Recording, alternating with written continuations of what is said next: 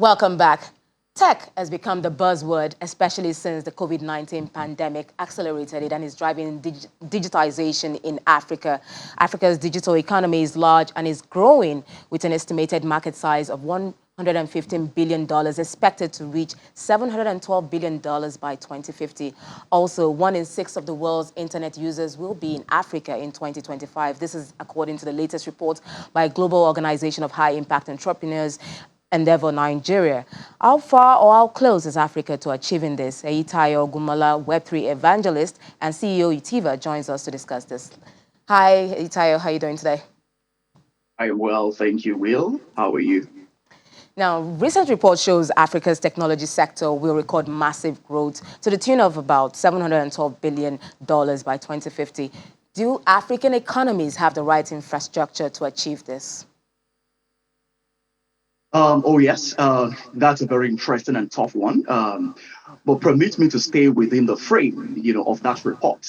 You see, the dynamics that play into this forecast are a little bit different. We are talking about the market size of the African tech ecosystem, which is quite very massive. A population of 1.2 billion people, a very youthful population. There are some other factors that play into this report. You're thinking about the rising smartphone adoption, internet penetration on the continent, and the quality of entrepreneurs and the size of the problems that these entrepreneurs are solving. The payments, fintech, e-commerce, education, transportation. It's like in an economy where there are lots of problems, there are massive, opportunities. I actually think that we need to start to think out of the box and begin to think much more Pan-African, because as a continent, there are certain opportunities and there are certain challenges. But the way to think about technology is that technology does not exist in isolation. Technology has a way of accelerating or augmenting, the entire infrastructural landscape. So when you think about it from that perspective, you would realize that as a continent, if we do the right things between now and 2050, we can, supercharge the economy from the tech side of things.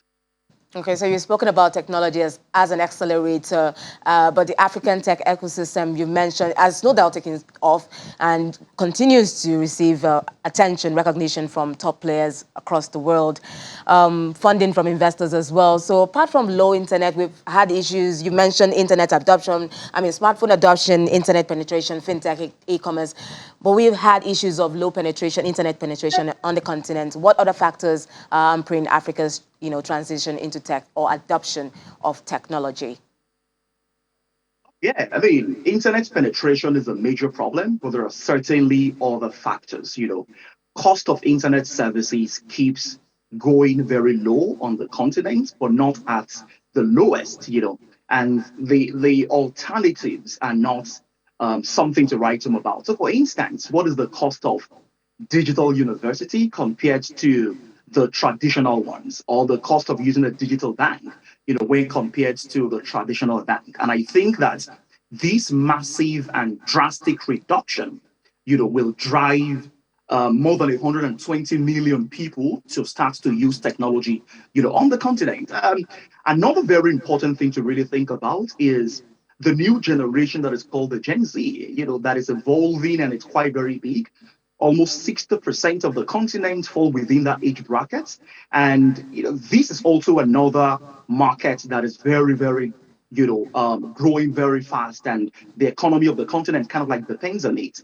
If the policy of the government kind of like push these, age brackets off, using multiple technology products, then you would see a decline. So for instance, P2P trading, international transaction is still a major challenge on the continent. Blockchain technology is a crisis in Nigeria.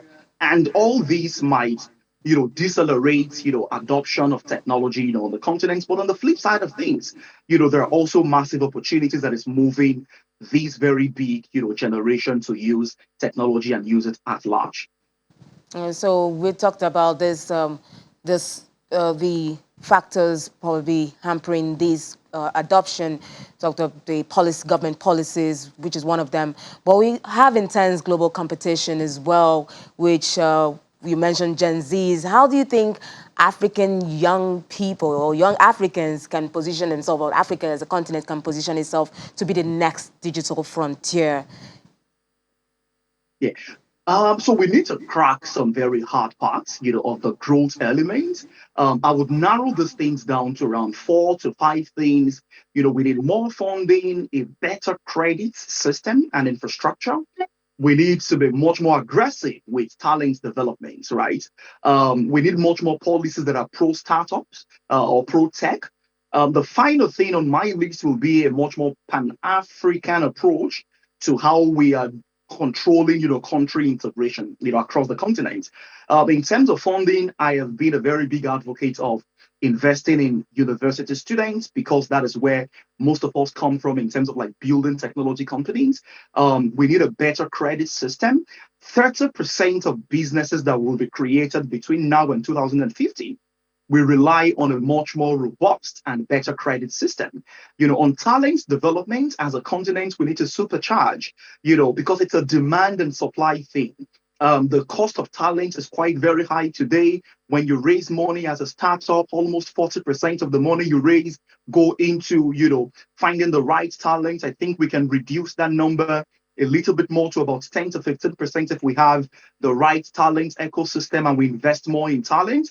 In terms of Pan-Africanism, my biggest recommendation would be we need to be very, very intentional about integration so that whatever product you're building in Nigeria, can be used in Ghana, in Uganda, in Botswana. And that's where you can reach a scale. Countries like United States, India, China benefit from the size of their markets. And we also need to be much more Pan-African in our approach. It's not useful when you build a product in Uganda and it cannot be used in Egypt or in Nigeria. If we achieve that Pan-African approach and we do that faster, then we can build a much more robust, economy from the tech perspective. I see that you're talking about scalability of tech in Africa on Pan-African level, which is a bit lacking at the moment. We even see in digital or telecommunications, it's quite hard to communicate from one African country to the other, and we're hoping tech will bring or bridge that gap that we're having at the moment. Thank you so much, Ayitai Ogunmola, CEO Itiva, for coming on the program.